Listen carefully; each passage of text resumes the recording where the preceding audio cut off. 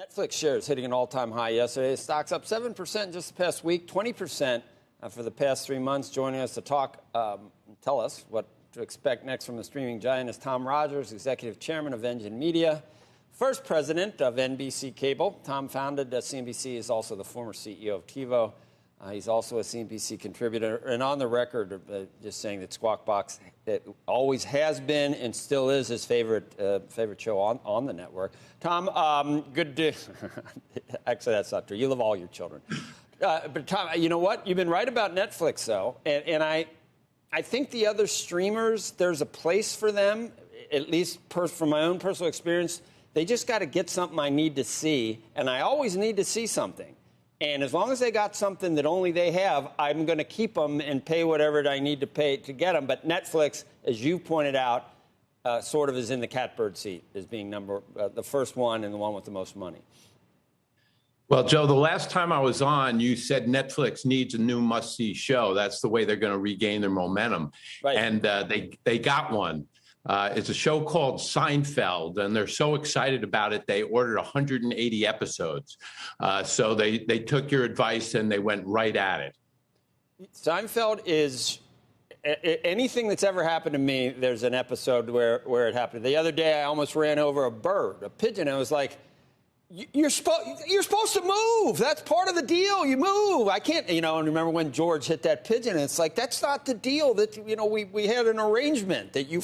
And his girlfriend's like, oh, my God, you just killed that. But everything that's ever happened, a guy takes off his toupee and he's bald. And he's like, oh, my God, I went bald. He didn't have to have it on before. Everything that's ever happened.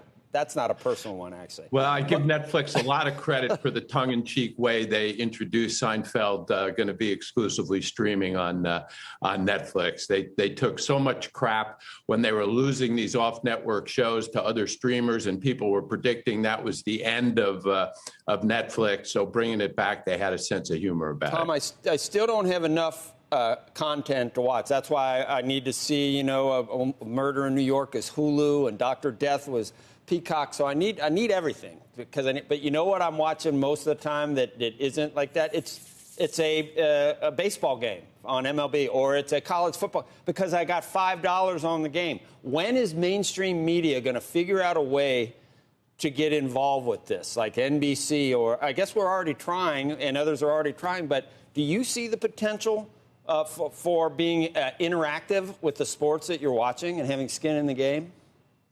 Well, Engine Media is a big player in that sense. We believe turning into a game as opposed to betting, where you're playing fathers against sons, buddies against each other, predicting what's going to happen next. Yeah, you can play for cash, but it's that social interaction as opposed to odds against the house, which we think can make the interactive experience that much more exciting.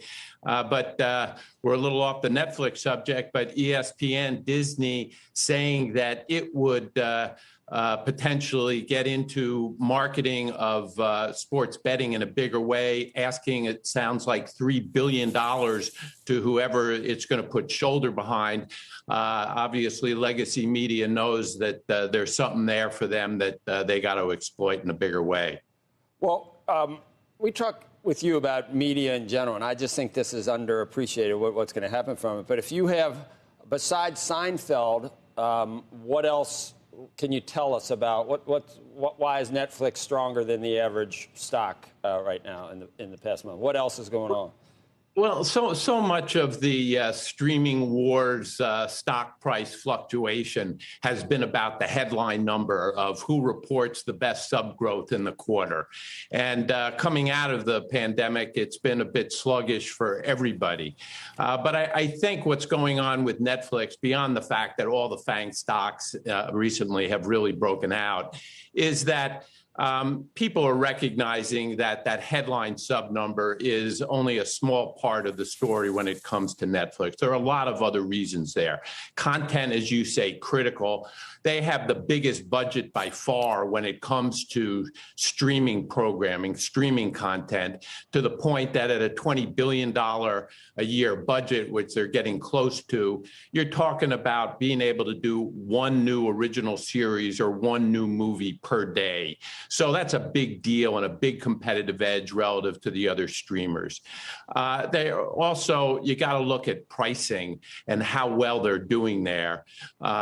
Disney puts up a big number when it adds a lot of subs, but they're mostly coming out of Asia at 50 cents a sub, and Netflix adds subs at about most of its subs at about $10 a sub.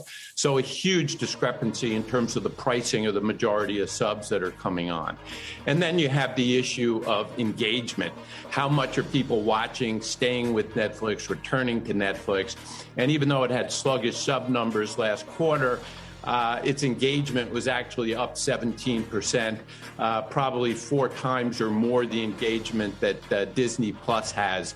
So people are drawn to the service in a big way. A number of other reasons as well.